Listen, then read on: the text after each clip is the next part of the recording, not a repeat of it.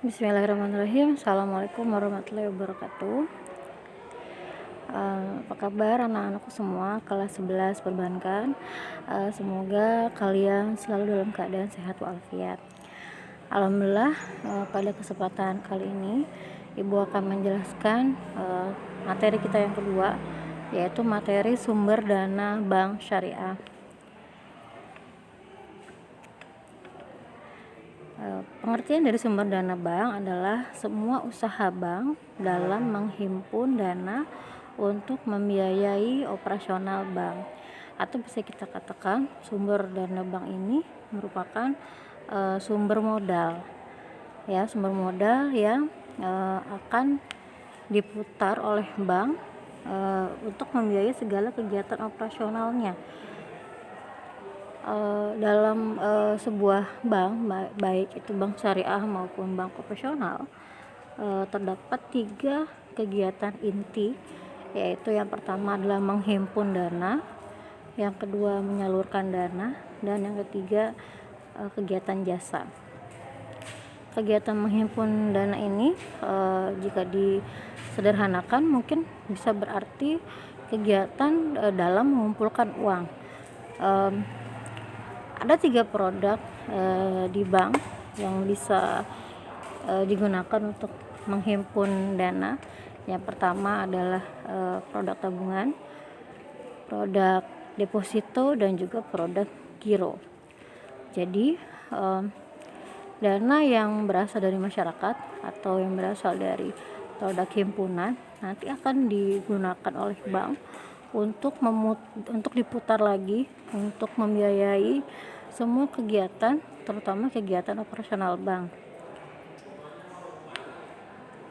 Untuk sumber dana bank sendiri terbagi menjadi 3, yaitu yang pertama adalah dana pihak pertama atau yang merupakan modal inti dari sebuah bank. Yang pertama adalah modal yang disetor oleh pemegang saham. Mungkin kalian pernah dengar bahwasanya di Indonesia ini ada sebuah wadah atau lembaga yang mewadahi kegiatan jual beli saham, yaitu perusahaan Bursa Efek. Nah, Bursa Efek sendiri, jika kita ingin menjual saham kita di Bursa Efek, maka kita harus berstatus perseroan terbatas atau perseroan terbuka, atau semua perusahaan yang memang membuka kesempatan bagi semua pemegang saham untuk membeli dan juga menjual saham mereka.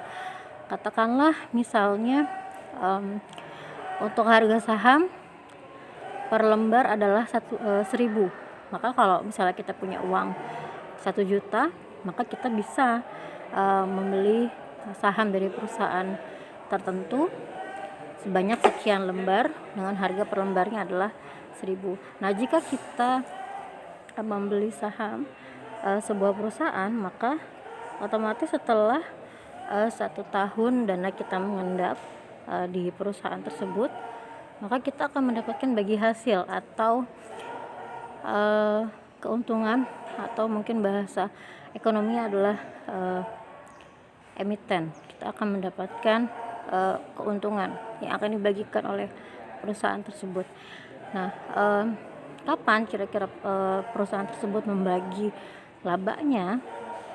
Nah, dalam sebuah perusahaan itu ada yang namanya RUPS atau Rapat Umum Pemegang Saham. Nah, ketika RUPS ini berlangsung, maka pimpinan utama dari sebuah perusahaan, atau katakanlah di sini kita bahasakan bank, itu akan mengumumkan kira-kira berapa saldo atau laba yang didapatkan pada tahun tersebut. Misalnya RUPS di tahun 2020, berarti yang dibahas atau diumumkan adalah laba yang didapatkan pada keuntungan di tahun 2019 yang dibukukan per 31 Desember 2020. Nah, maka nanti akan diumumkan berapa keuntungannya dan juga akan ditanyakan kepada pemegang saham apakah semua keuntungan ini akan dibagikan semuanya kepada pemegang saham atau tidak. Jadi posisi dari pemegang saham di sebuah perusahaan ini sangat penting ya, karena mereka ikut menentukan berapa laba yang akan digunakan untuk menjadi modal di tahun berikutnya dan juga berapa laba yang akan dibagikan. Kemudian contoh dari dana pihak pertama yang kedua adalah cadangan bank dalam bentuk laba yang belum dibagi. Nah, ini menyambung dari cerita tadi terkait keuntungan untuk pemegang saham. Nah, ketika hasil dari RUPS ini belum disahkan atau belum diketok palu, maka semua keuntungan yang dimiliki oleh bank ini sifatnya masih berupa cadangan.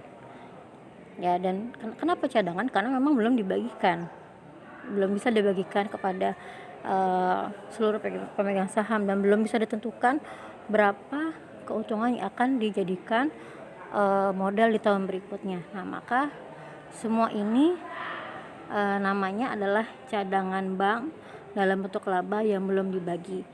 Kapan bisa dibagikan? Ya ketika sudah terjadi kegiatan RUPS. Jadi ketika RUPS, si direktur ini akan menyebutkan berapa laba yang didapat, kemudian nanti akan didiskusikan kepada pemegang saham berapa laba yang akan dibagikan. Misalnya di tahun 2019 laba yang didapatkan adalah 2 miliar misalnya. Dan dari 2 miliar ini berapa kira-kira yang akan dijadikan modal untuk kegiatan di tahun berikutnya dan berapa kira-kira yang akan diberikan kepada pemegang saham dalam bentuk laba dari saham perusahaan tersebut. Jadi tidak bisa seluruh 2 miliar ini diklaim sebagai laba bank. Jadi gak bisa semuanya, harus dibagi-bagi dalam bentuk modal tahun berikutnya dan juga dalam bentuk laba yang memang dibagikan kepada pemegang saham. Jadi kalau memang belum dibagikan namanya cadangan bank. Kemudian yang ketiga adalah laba ditahan. Laba ditahan adalah sebagian laba yang seharusnya dibagikan kepada para pemegang saham, tetapi oleh para pemegang saham sendiri melalui rapat umum pemegang saham diputuskan untuk ditanam kembali dalam bank. Nah, laba ditahan ini juga merupakan cara untuk menambah dana modal lebih lanjut. Ya, misalnya tadi keuntungan bank adalah 2 miliar. Dari angka 2 miliar tersebut disepakati bahwasanya 1 miliar akan dijadikan modal dari kegiatan bank di tahun berikutnya. Nah, berarti kan sisa 1 miliar lagi dong. Nah, 1 miliar ini disepakati oleh pemegang saham 500 jutanya akan dibagikan sebagai laba untuk pemegang saham. Berarti kan masih ada sisa 500 juta lagi. Nah, ternyata yang 500 juta lagi ini oleh pemegang saham diputuskan juga bahwasanya ya udah deh 500 jutanya, sisa 500 juta ini jangan dibagikan ke pemegang saham semua, atau sisanya kan masih belum tahu nih untuk apa, maka dijadikan saja modal untuk bank. Jadinya modalnya bank yang tadinya disepakati hanya 1 miliar, karena yang 500 jutanya ini masih ditahan, tidak boleh dibagikan oleh pemegang saham, maka modal tersebut disebut dengan laba ditahan sesuai dengan kesepakatan para pemegang saham ketika kegiatan RUPS. Maka modalnya bank menjadi 1,5 miliar untuk tahun berikutnya. Oke, ini ada contoh dari neraca. Anggaplah ini neraca sebuah bank ya. Ini dibukukan per Desember 2015. Nah, ini bisa kalian lihat sebenarnya jumlah dari laba bank atau jumlah ekuitas adalah 32 miliar sekian ya, 32 miliar 260 juta sekian sekian sekian. Nah, ini modal sahamnya sendiri hanya 1 miliar. Laba ditahannya 35 miliar. Laba bulan lalu 4,3 miliar dan juga laba bulan ini 244. Jadi total laba pada bulan Desember 2015 adalah 32 miliar. Tapi ternyata oleh pemegang saham laba ditahannya ditentukan sebesar 35 miliar. Akhirnya total dari modal bank pada tahun berikutnya adalah 32 miliar 260 juta 958.259 rupiah. Oke, baik, mungkin cukup sampai di sini pembahasan untuk materi yang kedua, yaitu sumber dana bank syariah. Mungkin nanti akan kita lanjut ke modal yang kedua dan modal ketiga pada pertemuan berikutnya. Baik, cukup sekian. Assalamualaikum warahmatullahi wabarakatuh.